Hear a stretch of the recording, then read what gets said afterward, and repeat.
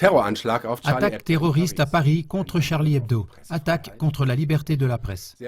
Bonsoir mesdames et messieurs et cordial bienvenue à notre commentaire médiatique.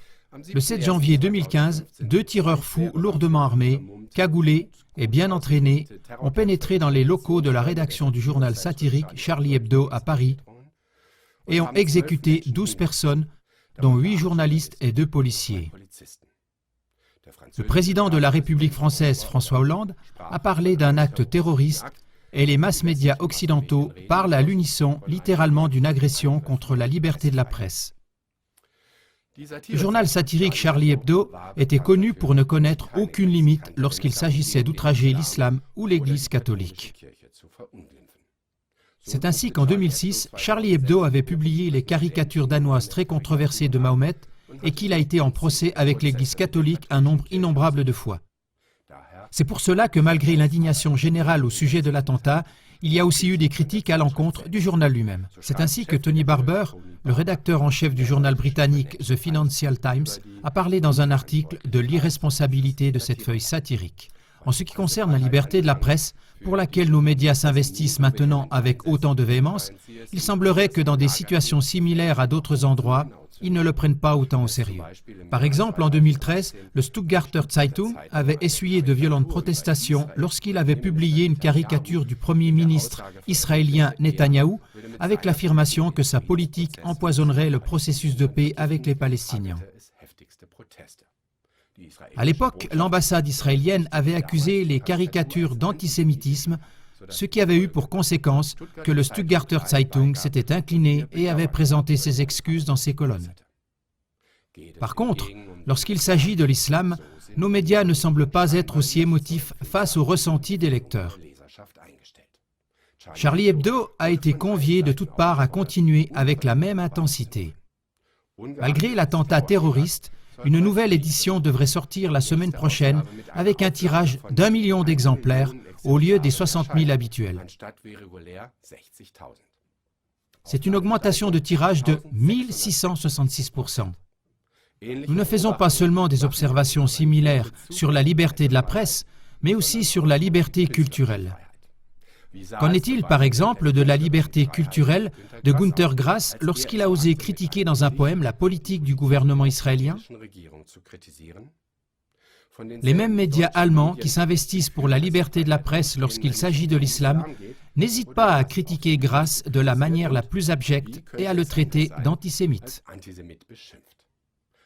Pourquoi 2 poids 2 mesures lorsqu'il s'agit par exemple d'une autre religion ou d'un autre pays? Liberté de la presse, liberté culturelle. Liberté semble être un terme utilisé de façon très individuelle selon qui le dit ou de qui on le dit. Dans l'émission qui va suivre, nous voulons répondre à la question de savoir si l'attentat de Charlie Hebdo à Paris était vraiment un attentat terroriste des islamistes fondamentalistes ou s'il pourrait s'agir éventuellement une fois de plus d'une opération sous faux pavillon. Un grand merci au studio de Karlsruhe. Moi aussi, je vous souhaite la bienvenue à notre commentaire médiatique d'aujourd'hui sur les attaques terroristes contre la rédaction du journal satirique Charlie Hebdo à Paris le 7 janvier 2015. Dans cette deuxième partie, nous allons centrer notre attention sur la question de savoir si cet attentat est réellement un attentat terroriste des islamistes fondamentalistes ou s'il pourrait éventuellement s'agir une fois de plus d'une opération sous faux pavillon, comme différents commentateurs le démontrent déjà.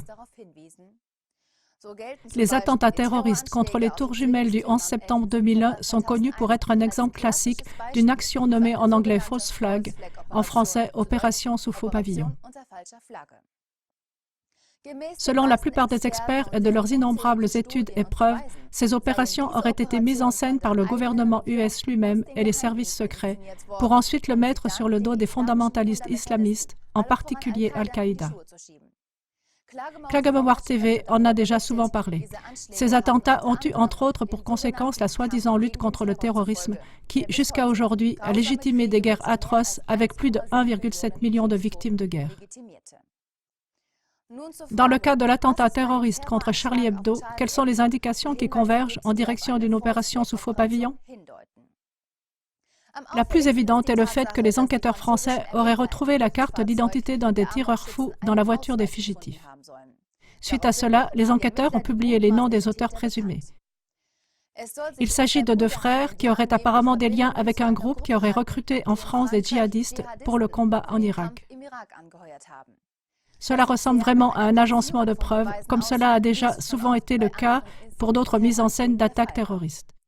Cela nous rappelle particulièrement le passeport du 11 septembre qui a été retrouvé totalement intact après la catastrophe dans les décombres du World Trade Center. Une impossibilité selon la physique.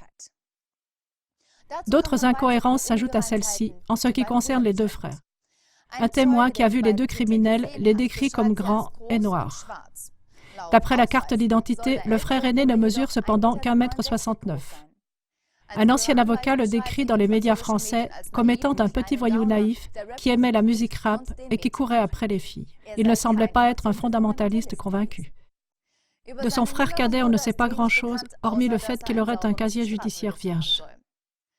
Cette description des auteurs présumés n'indique pas vraiment qu'il s'agit de tueurs professionnels lourdement armés, comme ceux de l'attaque terroriste à Paris, où ils ont été à l'œuvre dans les locaux de la rédaction du journal satirique pendant seulement 5 minutes, avec précision et discipline. À CLA TV, des commentaires nous ont été envoyés qui, en raison du professionnalisme de l'attentat, soupçonnent qu'il pourrait s'agir non pas de terroristes, mais de militaires entraînés, spécialistes des services secrets. Une autre incohérence s'est révélée concernant le troisième terroriste qui a été accusé d'avoir conduit le véhicule des fugitifs. Pourtant, d'après plusieurs témoins oculaires, cette personne ne se trouvait même pas à Paris au moment des faits. De plus, nous attirons l'attention sur les enregistrements vidéo du lieu du crime. Une courte vidéo montre comment le tireur fou tire une rafale sur un policier couché au sol. Pourtant, on ne voit ni sang ni blessure. Cela pourrait aussi être la raison pour laquelle cette vidéo a été enlevée de YouTube avec, comme prétexte, je cite, « parce que le contenu choquant et abject enfreint les lignes directives de YouTube ». Pour finir, encore 2 indications qui ont été envoyées sur CLA TV.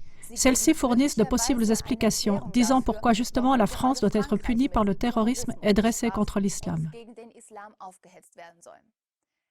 Premièrement, début décembre 2014, le Parlement français a prononcé la reconnaissance d'un État palestinien indépendant. Dès avant le vote, le Premier ministre israélien Netanyahou a mis en garde, je cite, « La reconnaissance d'un État palestinien par la France serait une grave erreur ».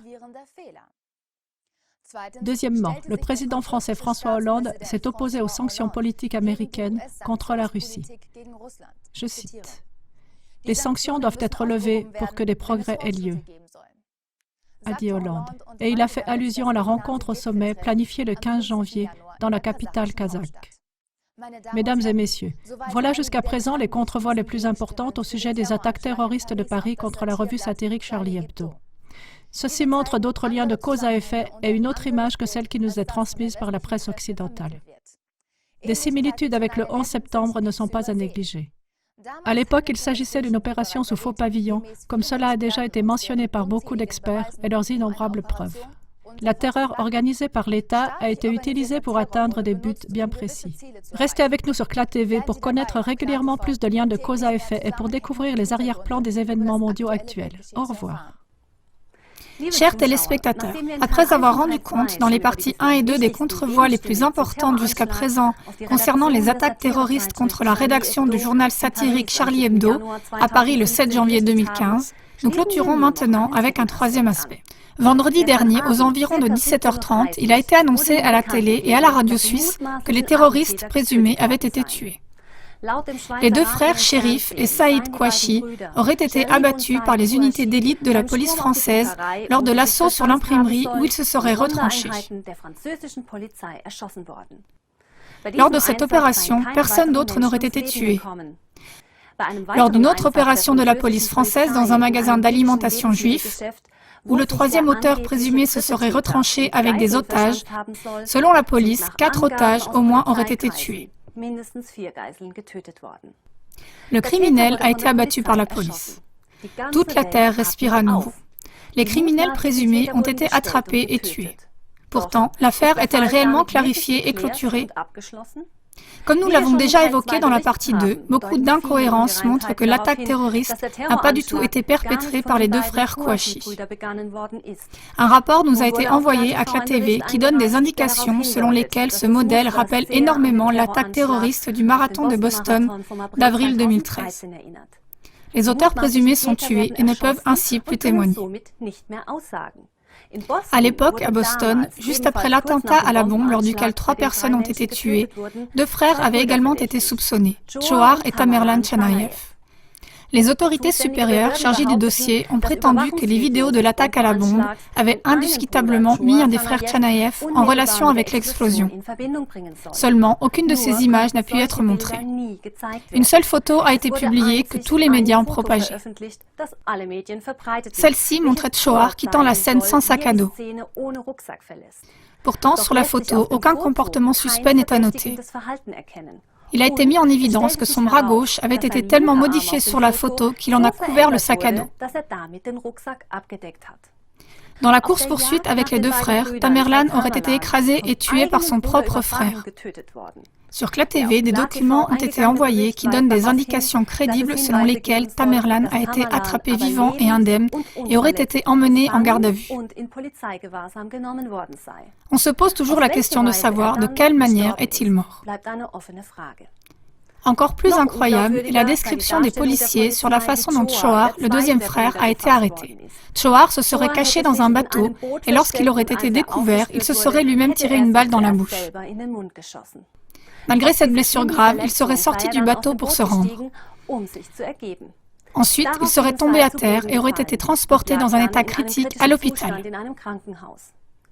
Des photos publiées par le photographe de la police, le sergent Sean Murphy, réfutent pourtant la version officielle de la police. Une photo montre comment Choar se trouve dans le bateau et se rend à la police. Aucune blessure au cou ou à la bouche n'est visible. Un point rouge sur son front indique le faisceau laser de l'arme d'un des policiers d'élite qui peut l'abattre à tout moment.